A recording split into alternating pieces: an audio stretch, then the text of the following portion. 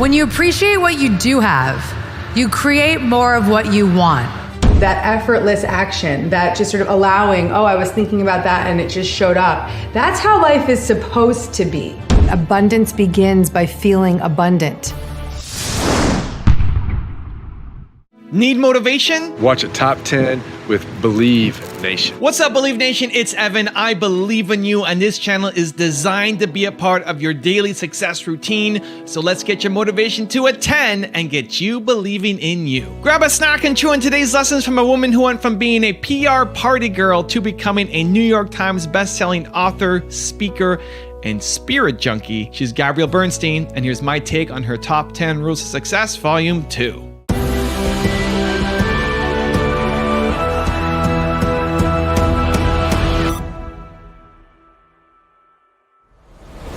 Okay, let's kick it off with rule number 1. Appreciate what you do have. If you're in that job where you're feeling like, this isn't working for me, I'm not into it, I'm mad about it, I get upset every time I walk into the office, the thing that you're missing here is that, and she's looking at me, she's like, what's she gonna say? I need to know. Give it to me, Gabby, give it to me. The thing that you're missing is that when you appreciate what you do have, you create more of what you want.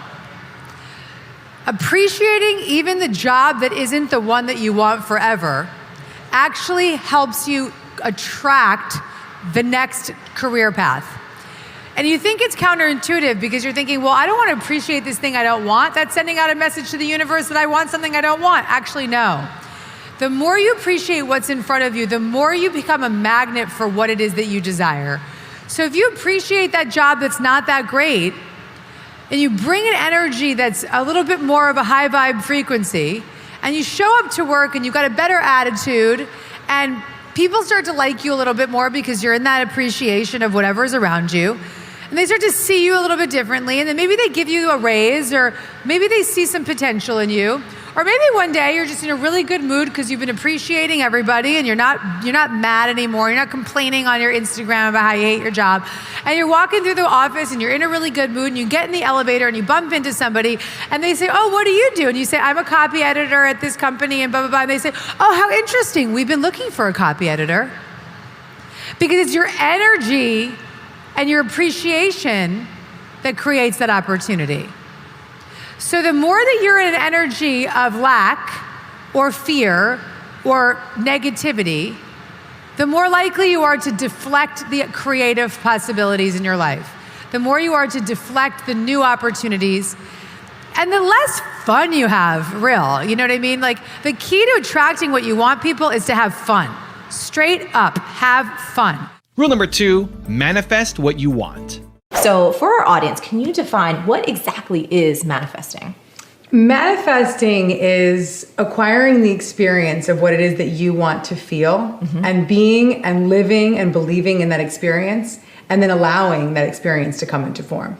Manifesting is very creative. It is the process of using your power energy and being in that presence of your high-powered energy and allowing that energy to co-create with the energy that's around you. So you're vibrating at a high frequency. I'm vibrating at a high frequency. Girl. We've done a lot of work. We've cleaned up a lot of our own crap. We believe in ourselves today. And that energy of believing in ourselves has attracted us together today and brought us into this space where we together are co-creating and teaching. If I hadn't cleaned up my side of the street, and if I didn't believe in myself the way I do, I would never have manifested being on Marie TV. There's a really nice line from A Course in Miracles, which is the metaphysical text I teach, and it is, miracles occur naturally, and when they're not occurring, something has gone wrong. That's interesting. It's a good one, right? So what happens is that synchronicity, that flow, that effortless action, that just sort of allowing, oh, I was thinking about that and it just showed up. That's how life is supposed to be. We get in the way. Our negative belief systems, our fears, our anxiety, our anger towards the past, that future tripping and projecting, all of that energy gets in the way of allowing all of the miracles to occur naturally. Rule number 3, change your perspective. The third step,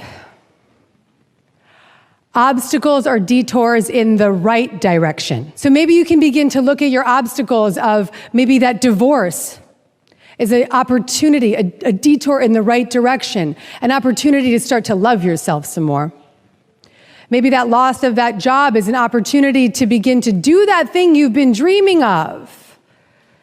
Maybe that diagnosis is an opportunity to get closer to God. Take that in. Let's reorganize your obstacles right now. What are the opportunities? What is the detour in the right direction? In what way can you begin to turn it upside down and see it as an opportunity to thrive and an opportunity to get more connected to the truth? Rule number 4, be authentic.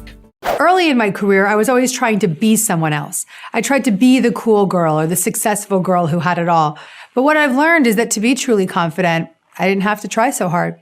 I merely had to strip away those pretenses to release the blocks to the presence of who I truly am. When I became more me, I started living my purpose with confidence and taking action on my dreams. And that's the lesson. All the world wants from you is your authentic truth.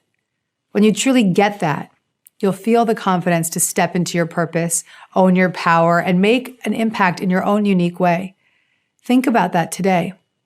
Think right now about what makes you you. When do you feel the most authentic and genuine? Rule number 5, give love. I have a very important lesson that's something I've been applying in my own life. And a girlfriend of mine called me yesterday and she said that she was feeling really attacked and judged by someone at work. And my response was, don't defend yourself, don't fight back, don't judge back. Your work, I said to her, is to, the moment that you feel judged and attacked, do something immediately to make somebody else feel loved. So when you feel as though someone has attacked you, judged you, bullied you, done anything to make you feel inadequate or unlovable, do the opposite. Do the exact opposite. Go and do something to make other people feel good. So go make somebody feel lovable, adequate, and good enough. And that simple practice of just taking yourself out of the knee-jerk reaction to fight back or defend, but instead to go give love, that can change everything for you. When you feel judged, immediately go give love. Go do something kind, do something compassionate, do something loving. That will be the quickest way to stop the momentum of the negative energy. There are way too many haters out there. There's so much negativity. There's so much bullying and there's so much attack and judgment. And that's why I wrote an entire book about this topic. So my hope for you is that when you feel judged or attacked, instead of attacking back, you go give love. You do something to make somebody feel good. You do something that's based in compassion and love and joy. You make someone feel good about themselves. Rule number 6, improve your productivity. Many of us have issues with productivity. Maybe we are overly productive, but we're feeling burnt out all the time, or we're not productive at all because we don't know where to start. I found personally, being in business for myself for the last 20 years, that I have been a little overly productive. I almost did too much and I was constantly multitasking and making things happen and just moving so fast that ultimately I really burnt out. And I started feeling brain fog. I was feeling disoriented. I couldn't focus. I was feeling like, even though I for so many years was priding myself on the fact that I could get so much done at one time, I actually don't think I was being nearly as productive as I could have been. So I hit a bottom recently with this productivity overload, and I realized that I had to change my patterns. I had to change my ways. I was then blessed. I said a prayer. I said, I need some help with my brain fog, and I need some help with my productivity issue. And I, that day, got an email from the Dr. Oz show asking me to come on and do a segment with this lovely author and Dr. Mike Dow. And me and Mike had been in touch for many years, just because he had been an author. We were published by the same publishers. And Mike had written a book about brain fog. So that day, I'm like, thank you, universe. You're giving me exactly what I need. I go on Dr. Oz with Mike, and I'm backstage with him, and I'm like, listen, I'm feeling so chaotic, and I'm multitasking so much, and I feel like I've got brain fog, and I'm forgetting things. And he looked at me, he says, how much are you doing at one time? And I said, oh, Mike, I'm doing a million things at once. I have 1,000 tabs up on my screen. And he's like, these are big brain no-nos. And they're also productivity no-nos, is what he said. Because he said that the more I try to do and the more I try to multitask, the less I'm actually getting done. So he gave me a tip that I want to share with you that has changed everything for me. And his suggestion was to just do 5 things a day. to make a list of the 5 most important things that I need to do that day and not do number 2 until I've completed number 1.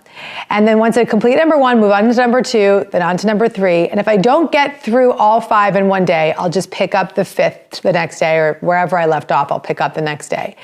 And to really stick to that list and not move back and forth and not try to make a million other things added onto that list, and just be really committed to that 5-task list.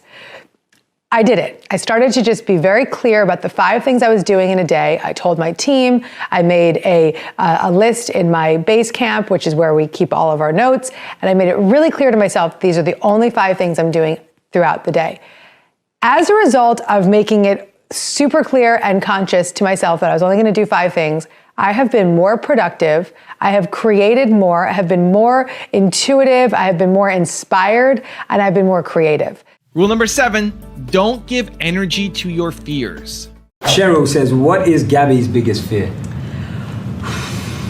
Good question. You know, I think that I don't even want to say them out loud. Yeah. How about that? Cool. Absolutely fine with me. Yeah, because I don't want to bring energy to it. Yeah, sure. You I know? like that. Can you expand on that then? Well, here's the deal. We all have fears. No matter how committed to love we are, no matter how deeply connected we are to our own spiritual practice and to God and to the universe, we will always have fear, you know, unless we somehow become enlightened, which is possible. But we will live with fear. And it's not that the fear goes away completely as a spiritual student. It's just that you don't believe in it anymore. So when you ask me to share my fears, it's like talking about something that it's like not true for me. So of course there's fear, and they pop up, and they're, you know, it's present, but it's not real for me. So it feels like I'm doing the world a disservice to say it out loud. Rule number 8, make feeling good your priority. As a teacher of the law of attraction, I believe that abundance begins by feeling abundant. When you take on the energy of what you want to create, your desire becomes your reality. Many people think they'll feel good once they have that money in the bank. But the truth is, they'll have that money only once they feel good. So make feeling good your number 1 priority. Rule number 9, follow the fun. I live up in the country most of the time, and I have a very good, a new friend. She just had a baby. She's up in the country, living in the country, and she kept her apartment in New York City because she's like, I'm a New Yorker, I just gotta keep my apartment. You know, so she's cutting checks every month, and she's not there. She said, my landlord's raising my rent, I don't know what to do. And I was like, okay, let me ask you a few questions. I said, how does it feel to think about writing those checks every month to something that you're not using? And she said, oh, that does not feel good. I said, how does it feel to think about getting that baby in the car, driving down to New York City, finding a parking spot on the street of 13th Street, walking up the 4 flights of stairs with the baby? And she said, oh, that sounds really overwhelming. I said, well, Laura, how does it sound to save that money, get cozy in that house you have up in the country, and then when you want to come to New York City, just get the fanciest apartment you could possibly get. Just get like $1,000 a night apartment, because it doesn't matter, because you're saving that. And she was like, that sounds really fun. Laura texted me yesterday that she did not re-sign the lease. So follow the fun, follow the fun, follow the fun. And this is the lesson here. We're always like, you know, where do I want to be? What do I want to get to? But we're never asking ourselves, how do I want to feel? And the moment that we start to ask ourselves, how do I want to feel? Then everything changes. Our point of attraction begins to shift. And rule number 10, the last one before a very special bonus clip, is be the light. So we've been talking a lot about ourselves. How do we deal with friends, loved ones who are going through the same challenges that we've been discussing? Fears, anxiety, nervous, not living their purpose, you know, all of that. What about if it's the people around us that are really struggling? So be the light, right? So I think a lot of people want to change the people around them. They want to say, read this book or watch this video or do this meditation, and that doesn't work. You have to. The only requirement for membership as a spiritual student is the desire, is the wanting. And so if somebody doesn't want that, then you're going to be, you know, a broken record. So be the light. Practice your own transformation. Get grounded in your own spiritual healing and live it. And in the expression of your light, you will reflect that onto others. And they will recognize their own light in yours. So you have a much more, a much higher likelihood of elevating somebody and healing somebody by just being the presence of that light, being that presence of that transformation. Now, I've got a really special bonus clip on how to speed up by slowing down that I think you're going to really enjoy. But before that, it's time for the 3-point landing questions. Time to move from just watching another video to actually taking action in your business and your life. And if you're feeling bold, leave your answers in the comments below. Here we go. Question number 1. What 3 things can you appreciate right now? Number 2. What perspective change do you need to adopt? And number 3. How are you going to make yourself feel good this week? I think that lately I've been sort of accepting something that I've always heard over and over again, which is sort of, that you can speed up by slowing down, which is, sort of a old, age-old spiritual belief systems. Like, the more you tune in, the more happens around you. And I've always preached that and known that, but I'm really slowing down enough now to believe it and see it. Yeah, amazing. Because I think it's so important that everyone hears inspirational statements, we hear insight, we hear wisdom, but it takes so much time for that gravity of that statement to almost sink into our hearts and our beings. And it's okay to know that it takes time. I love that you say this, because it's a practice and it's a path and it's a commitment, and to your point, you can have this daily path, daily commitment, read spiritual books, practice meditation, watch people like yourself, and be part of this conversation in your own unique ways. And then there may be that moment in time where you wake up and you're like, there it is. I get that thing that everyone's been talking about. I get that mantra that I've been preaching, and it drops in. So let me give you the one-word secret to happiness. One word. This is all you need to be happy. It's the most important word ever. If you had to think of one word that's most important to you, or that sums you up, or that would be kind of like a little beacon.